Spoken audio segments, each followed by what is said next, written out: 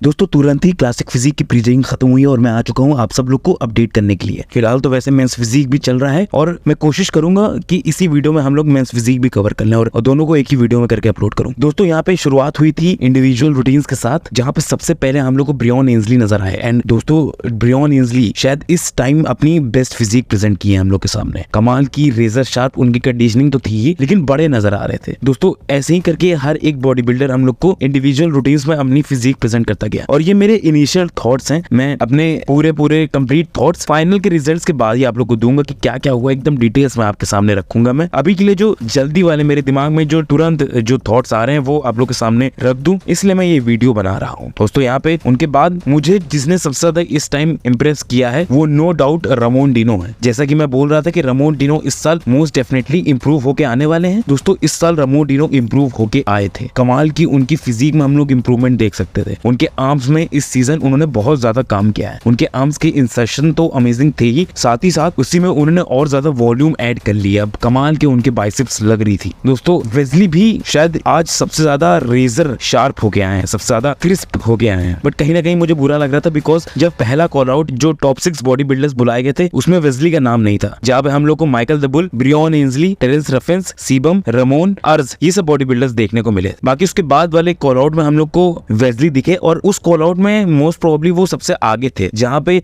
शायद इस बार वो 7th प्लेस हो लास्ट ईयर के कंपैरिजन में, जो कि एक प्लेसिंग ऊपर है। यहाँ पे एक और एथलीट है जो कि अपने लास्ट ईयर के कंपैरिजन में नीचे गिरा है, माइक समरफील्ड। दोस्तों मुझे उम्मीद थी कि इस साल माइक समरफील्ड बहुत ही अच्छी अपनी फिजिक दिखाएंगे और बहुत ही ज्यादा शायद ऊपर प्लेस हो, बट आई थिंक वो बहुत ज्यादा मिस कर दिए अपनी कंडीशनिंग। बाकी एथलीट के कंपैरिजन में वो उतने ज्यादा डिफाइंड हम लोग को नहीं नजर आ रहे थे। दोस्तों इन दोनों कॉल आउट के बाद जितने भी बचे हुए एथलीट से सबका कॉल आउट कराया गया, बट इसके बाद मेन कहानी शुरू हुई थी। इसके बाद हम लोग को टॉप 2 को हटा के 6 बॉडी बिल्डर्स दिखे थे, जिसमें Mike Sommerfeld, Michael the Bull, Wesley Vissers, Brian Ansley, Ruff Diesel और अर्ज करसिंस्की हम लोग को इस कॉल आउट में नजर आए। जहाँ पे शुरू में तो वेस्ली को बीच में रखा गया था, बट उनको साइड में कर दिया गया। फिर पूरे टाइम यहाँ पे बीच में हम लोग को अर्ज नजर आए। अर्ज के बगल में पहले तो रफ डीजल नजर आ रहे थे, उसके बाद जल्दी जजेस ने हटा दिया और वहां पे ब्रियॉन को रख दिया। और दोस्तों इन माय पर्सनल ओपिनियन यहाँ पे ब्रियॉन की 4th प्लेस फिनिश कंफर्म है। आई थिंक 3rd पे हम लोग को कंफर्म है कि अर्ज आ रहे हैं और 4th पे भी कंफर्म है कि हम लोग को ब्रियॉन दिखने वाले हैं। उसके ऊपर दोस्तों थोड़ा इधर उधर हो रहा है मामला। रफ की फिजिक के बारे में बात करें तो आई डोंट थिंक बहुत क्रेजी लगी थी उनकी फिजिक। आई थिंक कंडीशनिंग इस बार भी वो 100% नहीं लाए। मुझे तो नहीं दिख रही उनकी 100% कंडीशनिंग स्टेज पे। कहीं ना कहीं अपर बॉडी उनकी सॉफ्ट नजर आ रही है। लोअर बॉडी से मैं मान रहा हूँ बहुत अच्छे लग रहे हैं, कमाल की डेफिनेशन प्रेजेंट कर रहे हैं, बट अपर बॉडी उस लेवल पे नहीं है उनकी। और यहाँ पे मैं ब्रियॉन के लिए भी बोलना चाहूंगा कि मैंने थोड़ा सा उनको अंडरएस्टिमेट किया था। ब्रियॉन मुझे लग रहा था कि वेट कैप इंक्रीज होने के बाद भी उतने आउटस्टैंडिंग नहीं आने वाले हैं, बट यहाँ पे 100% वेट कैप का इस्तेमाल किया ब्रियॉन ने और ज्यादा बेहतर और ज्यादा अच्छी और ज्यादा बिगर फिजिक दिखाई उन्होंने और ज्यादा क्लासिक फिजिक दिखाई उन्होंने। और पोजिंग तो कमाल की करते हैं ब्रियॉन। जब पोजिंग करते हैं पत्थर जैसी उनकी फिजिक कमाल की नजर आती है, स्टैचू जैसे एकदम लगते हैं पोजिंग करते टाइम। यहाँ पे दोस्तों अर्ज की मैं बात करूं, अर्ज भी एकदम फिनोमिनल लग रहे थे दोस्तों। इंप्रूवमेंट उनकी फिजिक में साफ झलक रही थी। सबसे डेंजरस तो मुझे ये अर्ज का फ्रंट रिलैक्स लगता है। जिस तरीके से वो इस पोज में ट्रांजिशन करते हैं ना, कमाल का नजर लगता है, एकदम मक्खन की तरह ये पोज जाता है उनका। दोस्तों इसके बाद हमारा आखिरी जो कॉल आउट हुआ वो टॉप 2 के बीच में हुआ, लास्ट ईयर की तरह क्रिस बमस्टेड और रामोन डिनो। और दोस्तों क्रिस की बाद में बात करेंगे, यहाँ रामोन की पहले बात करते हैं। दोस्तों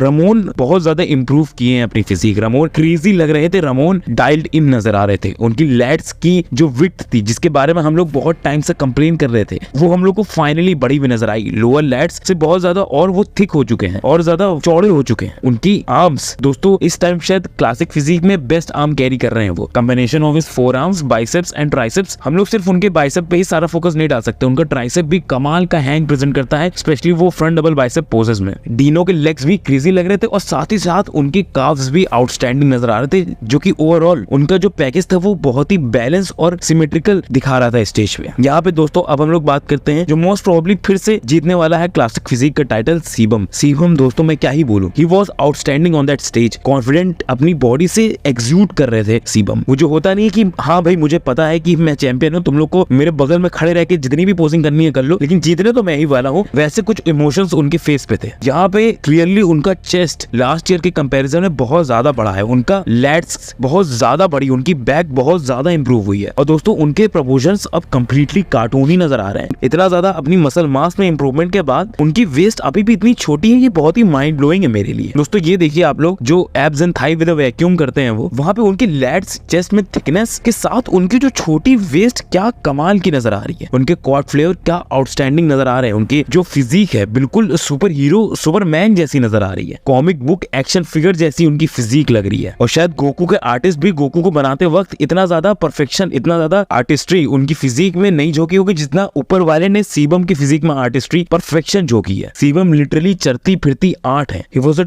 is a true definition of classic physique and ideal of classic physique, and I think इस साल भी उनको कोई भी छूने नहीं वाला है। जो भी लड़ाई होगी यहाँ पे, सेकंड प्लेस की है, थर्ड प्लेस की है, फोर्थ की है, फिफ्थ की है, सिक्स्थ की है, फर्स्ट पे तो इट इज क्लियर कि यहाँ पे सीबम ही आने वाले हैं। दोस्तों मुझे वैसे ऐसा नहीं बोलना चाहिए, सेकंड की भी लड़ाई नहीं है। रमोन और दूसरे कॉम्पिटिटर्स थे काफी ज्यादा आगे थे, जो कि मैं बहुत टाइम से बोल ही रहा था। काफी ज्यादा लोग जो अपडेट्स देख के अपने आप ही पहले मन बना लेते हैं कि नहीं, रमोन की अपडेट्स हम लोग ने नहीं देखी तो इतनी ज्यादा इंप्रूवमेंट उन्होंने नहीं की होगी, अर्ज की अपडेट दिख रही है तो शायद वही जीत जाएंगे। बट रियलिटी ऐसी नहीं होती दोस्तों। रियलिटी में हम लोग ने देखा था ऑफ सीजन में दोनों की फिजिक कैसी लग रही थी। ऑफ सीजन में कितने ज्यादा बड़े और मैसिव नजर आ रहे थे हम लोग को रमोन, जो कि क्लियरली यहाँ पे शो हुआ, जो कि क्लियरली उनकी फिजिक में इंप्रूवमेंट के तौर पे हम लोग को दिखा। रमोन भी इस साल क्रेजी नजर आए थे, एकदम क्लासिक ब्राजीलियन पोपोय वाली फिजिक थी। बट अब शायद हम लोग उनको ब्राजीलियन पोपोय नहीं बुला सकते, बिकॉज पोपोय के पास ऐसी बाइसेप्स नहीं थी दोस्तों। पोपोय के पास सिर्फ फोर आर्म्स थे, बट यहाँ पे रमोन के पास बाइसेप भी आउटस्टैंडिंग वर्ल्ड क्लास आ चुकी हैं। जहाँ पे आर्म्स डिपार्टमेंट में तो शायद वो सीबम से आगे थे, बट और सब चीजों में सीबम कार्टूनी लग रहे थे दोस्तों, लिटरली कार्टूनी। ऐसा नहीं होता कि कोई कार्टून आर्टिस्ट से अगर बोला जाए कि आप एक परफेक्ट फिजिक बनाइए तो शायद वो ऐसे ही बनाएगा, वैसे ही लग रहे थे कुछ सीबम। एनीवेज दोस्तों, मुझे लग रहा है मैं इस फिजिक की दूसरी वीडियो लाऊंगा। इस वीडियो को मैं यही खत्म करता हूँ। अगर आप लोग को वीडियो अच्छी लगी हो तो लाइक कर दीजिए, सब्सक्राइब कर दीजिए काफजिला हिंदी चैनल को, बेल आइकन दबा दीजिए। चलिए आपसे नेक्स्ट ही वीडियो में मिलते हैं, तब तक के लिए बाय।